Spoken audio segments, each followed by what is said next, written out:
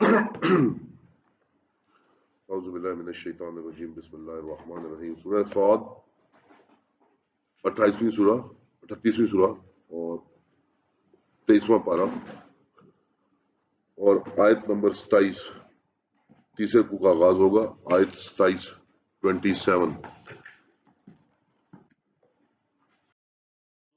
من الشيطان الرجيم أعوذ بالله من الشيطان الرجيم بسم الله الرحمن الرحيم بسم الله الرحمن الرحيم وما خلقنا السماء والأرض وما خلقنا السماء والأرض وما بينهما باطلا وما بينهما باطلا ذلك أخبار حب الخير عن ذكر ربي حتى تورات بالإجاب اعوذ باللہ من الشیطان الرجیم بسم اللہ الرحمن الرحیم اشہد ان لا الہ الا اللہ واشہد ان محمد عبدہ ورسولہ اللہ اکبر استغفر اللہ استغفر اللہ استغفر اللہ رب زدنی علما رب زدنی علما رب زدنی علما رب اشرح لی صدری ویسر لی امری واحلل عقدۃ من لسانی یفقهوا قولی الحمدللہ رب العالمین والصلاة والسلام علی رسولہ الکریم درود شریف صلی اللہ علیہ وسلم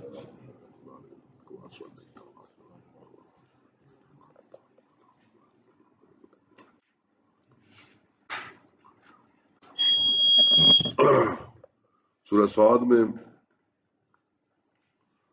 اب دیکھا کہ ابھی ہم نے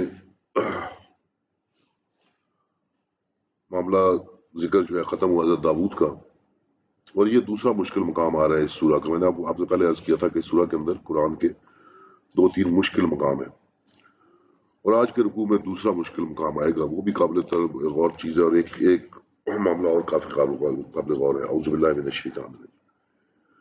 اور ہم نے نہیں بنایا آسمان اور زمین کو جو ان کے بیچ ہے نکما. باطل حق کے مقابلے میں آتا ہے، صحیح بات کے مقابلے میں باطل آتا ہے. تو ہر ایک کی چیز کا ایک حق ہے. ہر ایک چیز جو اللہ تعالیٰ نے بنائی ہے یہ خیال ہے ان کا جو منکر ہے. تو خرابی ہے منکروں کی آگ سے. یہ جو اللہ کے دین سے اللہ کی ذات سے منکر ہیں، یہ مشرک ہیں، یہ ان کا خیال ہے کہ یہ آسمان زمین یہ سورج چاند یہ بغیر کسی مقصد سے پیدا ہوا ہے. یہ ایسا نہیں ہے. یہ ہر چیز حق پہ ہے اور کسی خاص مقصد سے پیدا ہوئی ہے.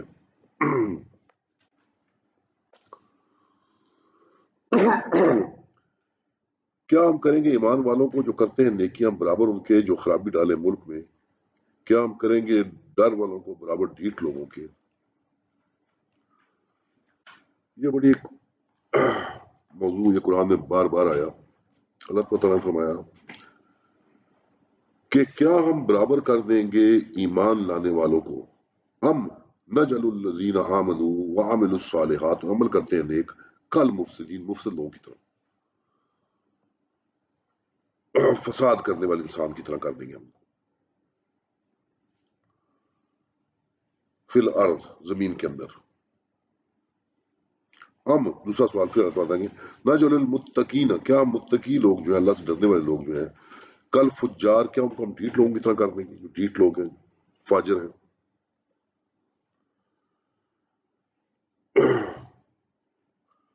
یہ اللہ تعالیٰ نے ایک بڑا ایک اہم نقطہ سامنے کیا ہے کہ کیا کرپٹ لوگ جو دنیا میں کرپٹ ہیں کیا وہ برابر ہو جائیں گے نیک لوگوں کے؟ اور لفظ اللہ تعالیٰ نے استعمال فرمایا فجار. فجر آپ جانتے ہیں فجر کیونکہ فجر ایک دم پھوٹتی ہے ایکسپلوڈ کرتی ہے ایکسپلوژن ہوتا ہے اندھیرے میں سے باہر نکلتی ہے. تو یہ زمین اور آسمان اور ساری کائنات جو کچھ کے درمیان میں دیکھیں اللہ تعالیٰ نے حق میں بنائی ہے تو یہ سب کسی مقصد کے لیے کام کر رہی ہے. مفسد وہ ہے فساد کرنے والا وہ ہے کرپٹ وہ ہے کہ جو مل جائے لے لو. کوئی قاعدہ نہیں ہے کوئی قانون نہیں ہے کوئی پکڑ نہیں ہے. آسان ترین اگر مفسد کی آپ ڈیفینیشن کریں فساد کرنے والا آدمی کرپٹ آدمی ہے. جو ملے جس وقت ملے جتنا ملے وہ لے لو، نہ کوئی نتیجے کا خوف اور نہ یہ کو پکڑ ہوگی، وہ مفسد ہے. جبکہ اس کو کوئی کیا کہتے ہیں اس کو آپ اکاؤنٹیبلٹی کا کوئی خوف نہیں ہے. اکاؤنٹیبلٹی کیا ہوتی ہے اردو میں کہتے ہیں احتساب، اس کو احتساب کا کوئی خوف نہیں. جبکہ جو نیک عمل کرنے والا ہے وہ آخرت کو نگاہ میں رکھتا ہے، عمل صالح کرتا ہے، اس کو اپنے احتساب کا خوف ہے. سو آخرت کا خوف جو ہے وہ نیک اور بد کو میں فرق ڈالتا ہے. یہ بڑی ایک غور طلب، میں آپ سے کہا تھا کہ 2-3 نقطے اس کے اندر ایسے رکوع کے اندر، یہ بڑی غور طلب ایک آیت ہے. کتاب انزلناہ الیک مبارک لیدبروا آیاتہ ویتذکر اولو الالباب. کتاب ہے، اتارا ہے ہم نے اس کو آپ پہ مبارکن، برکت والی. آج ہم برکت کا ایک مفہوم اور آپ کے سامنے رکھتا ہوں گا. ویسے تو کیا برکت کا میں نے کیا آپ کو بتایا کہ برکت کیا چیز ہے؟ تھوڑے کا بہت ہو جانا، تھوڑے کا زیادہ ہو جانا. الزیادہ فی الخیر عربی میں سے کہتے ہیں، اندازے سے زیادہ اچھائی کی چیز میں ہو جانا. اور یہ میں نے آپ سے عرض کی تھی کہ برکت وہ چیز ہے جو خالص اللہ تعالیٰ کے اپنے اختیار میں، خالص اللہ نے اپنے ہاتھ میں رکھی کہ کس تھوڑے کو زیادہ کر دیتے. آج ایک مفہوم میں آپ کے سامنے اور رکھ رہا ہوں برکت کا، اور یہ مفہوم اگر آپ کو سمجھ آ جائے، اس کو اگر آپ انٹرنلائز کر لیں تو شاید آپ کی ساری زندگی میں چیزوں کو دیکھنے کا معاملہ ہی کچھ اور ہو جائے.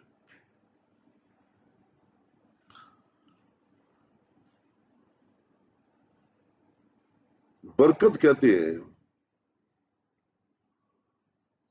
کسی شخص کے اندر جو جوہر موجود ہے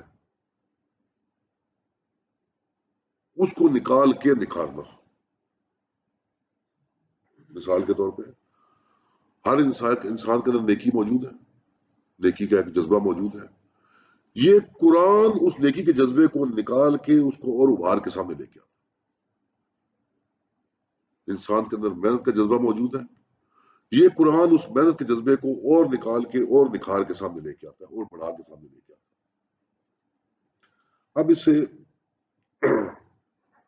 ایک اور مثال میں آپ کو دیتا ہوں. قرآن میں لفظ اللہ تعالیٰ نے استعمال فرمایا ماؤن مبارک، مبارک پانی، برکت والا پانی. اب برکت والا پانی جو اوپر سے آ رہا ہے وہ کسی کو زیادہ تو نہیں کر رہا. کسی جو ہم کہتے ہیں کہ برکت زیادہ کر رہی ہے تو برکت والا پانی کو زیادہ وہ کیا کر رہا ہے؟ زمین کے اندر جو جوہر چھپا ہوا ہے اس کو باہر نکال کے اس کو پودا بنا رہا ہے. تو یہ کتاب جو ہم نے اتاری آپ کے اللہ تعالیٰ نے فرمایا کہ یہ مبارک ہے، یہ خفیہ جوہر نکال کے ان کو باہر نکال دیا انسان کے اندر جو خفیہ جوہر ہے. اب اس سے مسلمان کی ایک اپروچ نظر آتی ہے. مسلمان کی اپروچ دوسرے لوگوں سے ایک فرق نظر آتا ہے. مسلمان اپنے آپ کو دوسرے لوگوں سے کمپیئر نہیں کرتا، کیونکہ اس کے اندر جو جوہر ہے، جو پوٹینشیل ہے، جو اللہ باہر نکالتا ہے، وہ اس کو میکسیمم استعمال کرتا ہے اللہ کی خوشنودی کے لیے. وہ اس جوہر کو اور نکھارتا ہے اور اس پہ کام کرتا ہے اللہ کو خوش کرنے کے لیے. نہ یہ کہ میں ساتھ لوگوں سے آگے نکل گیا ہوں کہ نہیں نکل گیا. اگر اس میں محنت کا جوہر ہے، طاقت کا جوہر ہے، کوئی سائنس جانتا ہے، کاروبار جانتا ہے، وہ اس جوہر کو اور نکھارتا رہتا ہے. اس کتاب کی مدد سے، اس کتاب کی وجہ سے مجھے نہیں دیکھتا کہ دوسرے کیا کر رہے ہیں، اس لیے تاکہ اللہ تبارک تعالیٰ راضی ہو. تو جو لوگوں کے اندر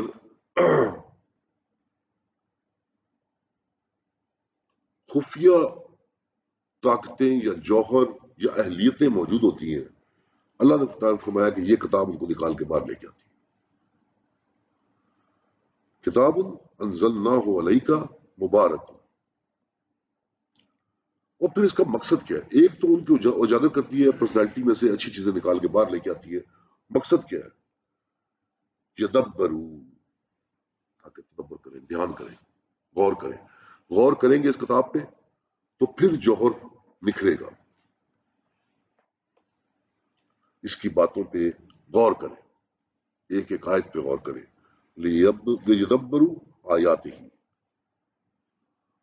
اور پھر دوسرا مقصد کیا ہے؟ یتذکر اولو الالباب، جو عقل والے سمجھ والے لوگ ہیں اس کو وہ سمجھیں، جن کا ذکر کریں وہ سمجھیں. یہ مقصد اس آیت کے اندر اللہ تعالیٰ کر دے کہ یہ قرآن جو نبی پاک صلی اللہ علیہ وسلم آپ نے بھیجا ہے، ایک تو یہ مبارک ہے، یہ نکالتا ہے آپ کے خفیہ جوہر باہر، جو آپ کے اندر چیزیں ہیں ان کو نکال کے دکھاتا ہے باہر. اور اس لیے تاکہ مسلمان اس کی ایک ایک آیت پہ غور کریں. جب ایک ایک آیت پہ غور کریں گے تو وہ جوہر باہر نکلیں گے. اور پھر تاکہ جو عقل والے لوگ ہیں وہ سمجھیں یہ باتیں، ان کو یہ چیز سمجھ آئے کہ اللہ تعالیٰ کیا فرما رہا ہے. اس کے بعد ایک اور، اب وہ میں نے آپ سے کہا جو مشکل مقامات میں سے ایک مقام شروع ہو رہا ہے. اللہ تعالیٰ فرماتا ہے اور دیا ہم نے داؤد کو سلیمان، ووہبنا لداؤد سلیمان، ہم نے بیٹا دیا داؤد کو سلیمان. نعم العبد، ہم نے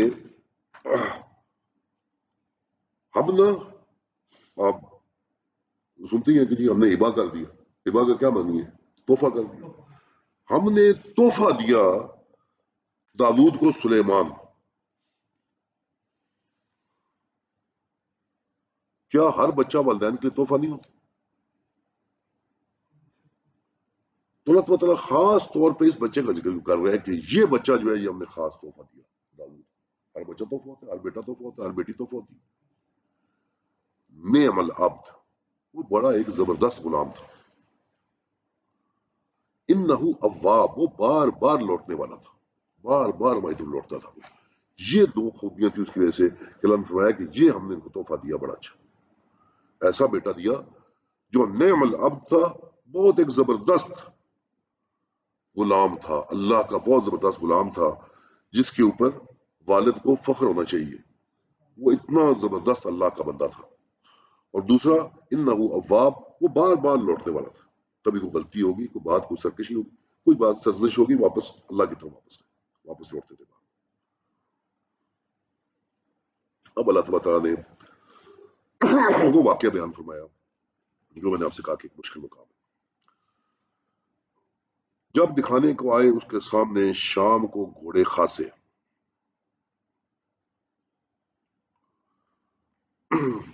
عشی زور کے بعد مغرب سے پہلے کا ٹائم. صافنات الجیاد، اچھی نسل کے تھورو بریڈ سپر فاسٹ گھوڑے، بہت تیز چلنے والے گھوڑے. جنگ میں یہ بہت تیز اچھی نسل کے تھے، خون بھی ان کا اچھا تھا، نسل بھی اچھی تھی، اور بہت تیز دوڑنے والے گھوڑے تھے وہ. تو بولا میں نے چاہی محبت مال کی اپنے رب کی یاد سے، یہاں تک کہ توارت بالحجاب، چھپ گیا سورج حجاب میں.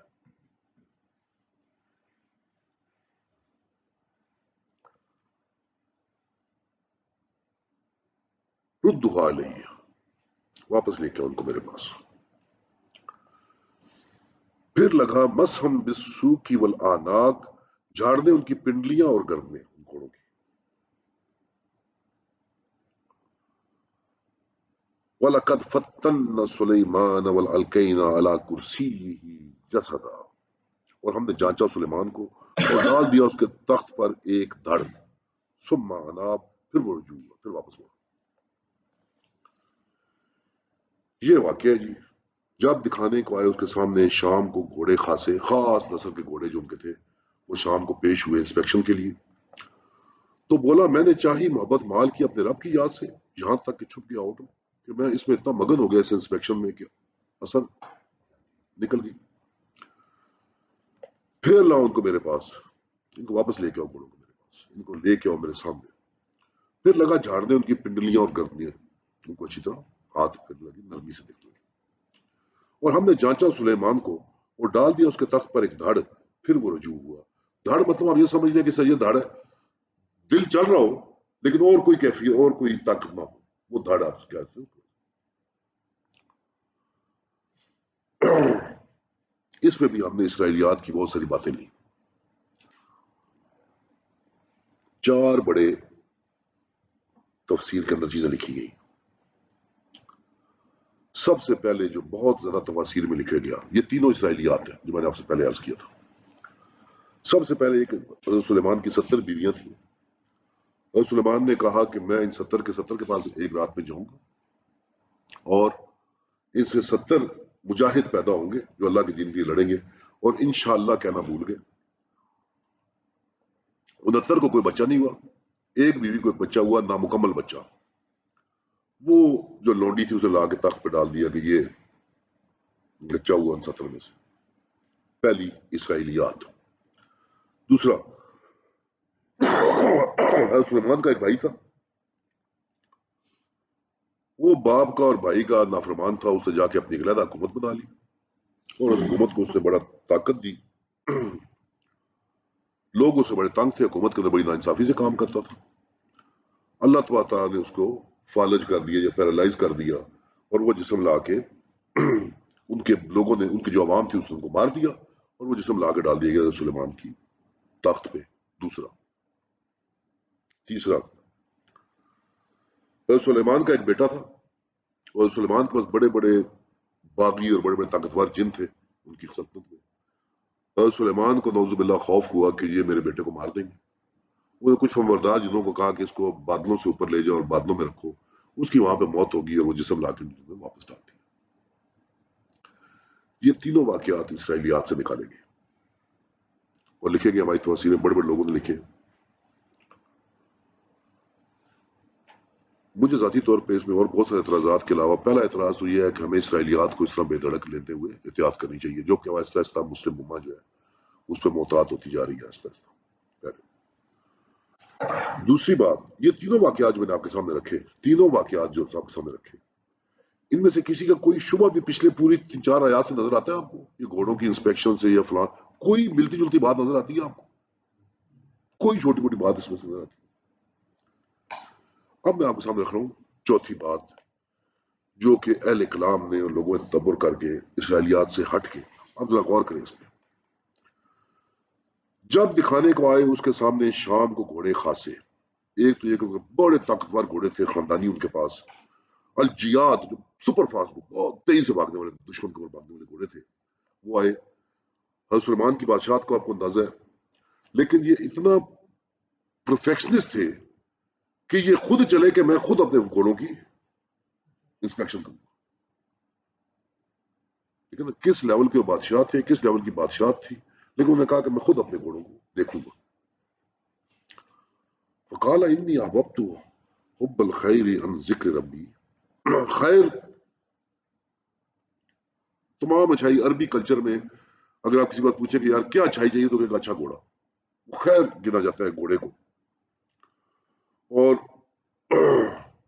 یہ صافنات جو کہا ہے یہ خاص قسم کا نسلی گھوڑا ہوتا ہے. کبھی آپ کبھی دیکھ لیں گے گھوڑوں کا کوئی شوق ہے. ایک گھوڑا آتا نہیں 3 ٹانگوں پہ کھڑا ہوتا ہے. کبھی آپ دیکھیں اس کو اس گھوڑے کو یہ نسلی گھوڑے ہوتے ہیں. یہ کھڑے ہی 3 ٹانگوں پہ ہوتے ہیں جس طرح کہ یہ ہر وقت دوڑنے کے لیے تیار ہے. اس قسم خاص گھوڑا ہے. مطلب بڑے خوبصورت گھوڑے تھے جس طرح کی.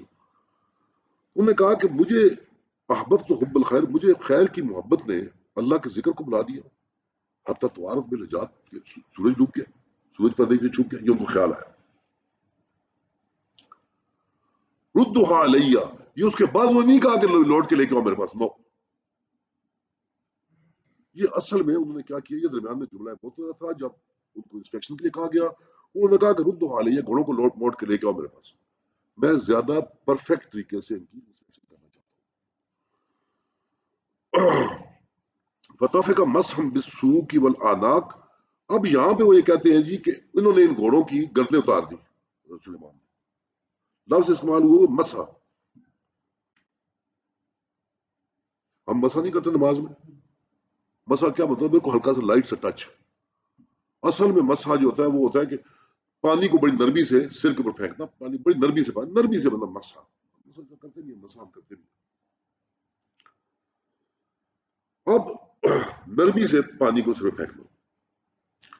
تو وہ اتنے غور سے ہر گھوڑے کی اب کتنی بڑی فوج ہوگی کیا ہوگا کیا گھوڑے کا نظام کہ ان سب کی پنڈلی اور گردنوں پہ ہاتھ مار کے دیکھ رہے تھے کہ ان میں کوئی خامی تو نہیں ہے. اب آپ خود امیجن کریں کہ گھوڑوں کے لشکر کھڑا ہوا ہے اور بادشاہ خود دیکھ رہا ہے تو نیچرل سی بات ہے اس لشکر میں سورج کا آنکھوں سے مس ہو جانا اور ڈوب ہو جانا بڑی نیچرل سی بات ہے کہ پتہ نہیں لگے کہ وقت کتنا ہو گیا. تو یہ حضرت سلیمان پرفیکشنسٹ تھے اپنا کام کرنے. اللہ تبارک تعالیٰ نے سکھانا کیا تھا کہ نو میٹر آپ کا مشن کتنا امپورٹنٹ ہے، نو میٹر آپ کتنے زیادہ دھیان سے اپنا کام کرتے ہیں. جو میں نے پہلے پچھلی آیت میں آپ کو بتایا کہ جتنا جوہر آپ کا مسلمان اپنے کام کو بہتر کرنے کے لیے پرفیکشنسٹ کے لیے کام کرتا ہے، نہ کہ آپ کتنے مرضی پر سے آپ نماز نہیں بھول سکتے، اللہ کی عبادت نہیں بھول سکتے. ٹھیک ہے. وَلَقَدْ فَتَّنَّا سُلَيْمَانَ، تو ہم نے ازمایا سنا. وَأَلْقَيْنَا عَلَىٰ كُرْسِيِّهِ جَسَدًا، ہم نے اس کا جسم اس کی کرسی پہ، اس کو میں پہلے اس کو جو ہے وہ میں امپلائڈ لے رہا ہوں، اس کی کرسی میں وہ جسم میں جان نکل گئی، بس جسد سے بات کرسی پہ گر گیا. اپنے تخت پہ بغیر طاقت کے وہ اپنے تخت پہ گر پڑا، اسے طاقت نہیں دی. ایک مردہ جسم کی طرح اس کو ہمیں ڈال دیا اس کی کرسی پہ. ثم اناب، اس کو فوراً اندازہ ہو گیا، وہ لوٹا ہماری طرف. قال رب اغفر لی، اللہ مجھے معاف کر. سمپل سیدھی بات ہے، آپ غور کر کے دیکھ لیں، 6 دفعہ آیات کو پڑھ لیں، کسی تفصیل میں جانے کی ضرورت نہیں. حضرت سلیمان ایسے پرفیکشنسٹ تھے، ہر کام بڑے انٹرسٹ سے کرتے تھے. اپنی حکومت کے گھوڑوں کی انہوں نے انسپیکشن کے لیے بلایا، ان کے ہر گھوڑے کی مطلب گردن پہ اور پوٹ پہ ہاتھ پھیرے تھے. اس دوران اثر نکل گئی، اللہ تبارک تعالیٰ نے ان کے جسم میں سے طاقت نکال لی اور ایک دھڑ بن کے وہ اپنی کرسی پہ گر گئے. ان کو اندازہ ہو گیا، ثم اناب، تو وہ لوٹ آیا، واپس آ گیا. اور قال رب اغفر لی، اللہ تعالیٰ مجھے معاف کر. اور یہاں سے پتہ لگتا ہے، اس نقطے سے پتہ لگتا ہے وَهَبْ لِي مُلْكًا لَا يَنبَغِي لِأَحَدٍ، اور مجھے ایک ایسا ملک دے کہ جو کسی کو اس کے پیچھے لا یمی، کوئی اس کے اہل ہی نہ ہو میرے بات.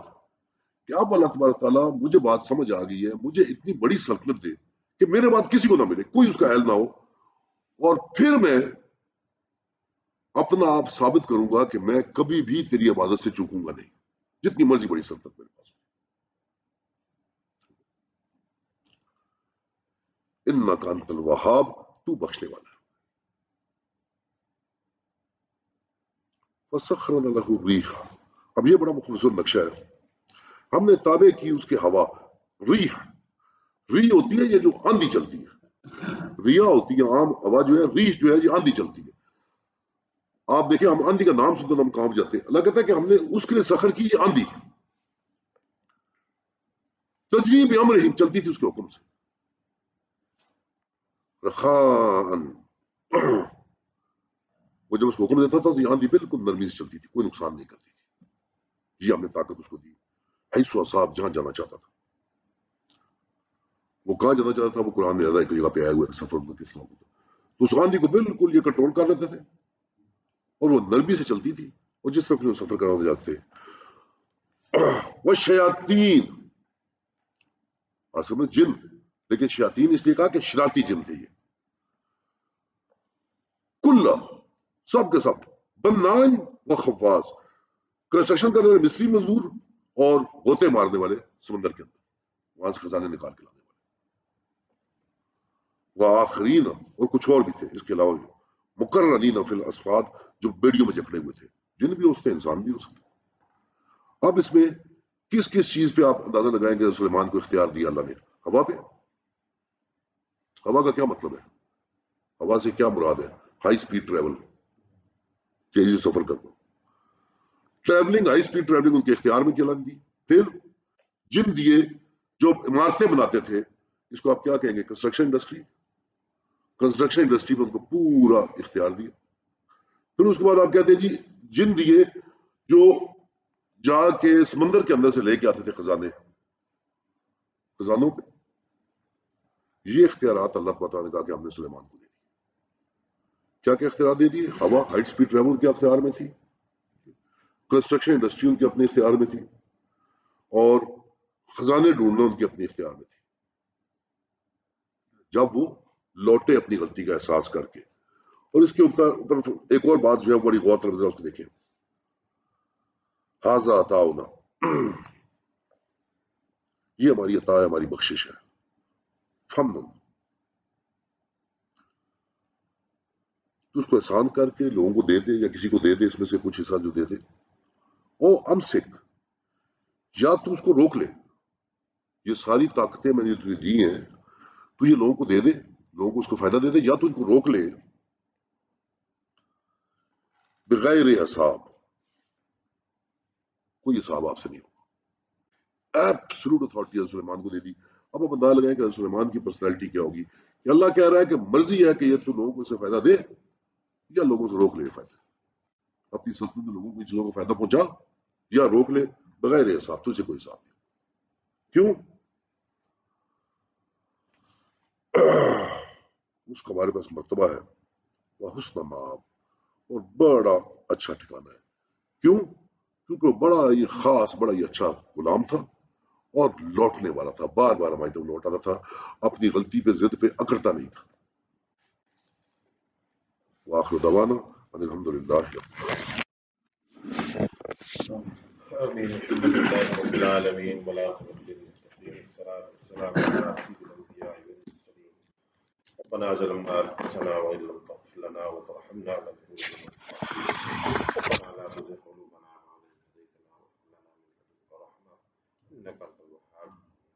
اللہ جو شکر معاف فرما، اس کی بارگاہ کے اندر قبول و منظور فرما، اس پر عمل کرنے کی توفیق عطا فرما. اے اللہ جو ہمارے صغیرہ کے گناہوں کو معاف فرما. جتنے مسلمان پریشان حال ہیں اللہ ان کی پریشانی کو دور فرما. جتنے مسلمان بیمار ہیں اللہ ان سے عاجلہ مستجاب نصیب فرما. جتنے مسلمان وفات پا گئے ہیں اللہ ان کے سائل وہ جو آپ کے رشتہ دار جو ہوتے ہیں، جو رشتہ دار جنوب بھائی کے رشتہ دار دوست ہمارے بھی بھائی تھے. سہیل صاحب کے دوست کا انتقال ہوا ہے، دنیا کی زندگی گزارتے ہوئے چلیے نصیب بتائی ہوئی اللہ ان پر گزر فرما. اے اللہ ان کی قبر کی منازل کو آسان فرما، انہیں جنت الفردوس میں اعلیٰ مقام عطا فرما. اللہ یقین کو صبر جمیل عطا فرما، کی برکات حیات البرقین دائم فرما. اللہ اور بھی جن لوگوں نے دعاؤں کے لیے کہا یا چاہا ان کی دلی مرادوں کو پورا کرنا، مشکلات کو حل فرما، آسانیاں پیدا فرما. اللہ تو ہمیں موت کی تیاری کرنے کی توفیق عطا فرما. ڈاکٹر تمہاری زبانوں پر جاری فرما لا الہ الا اللہ محمد رسول اللہ صلی اللہ تعالی علی رسول محمد وعلی آلہ وصحبہ.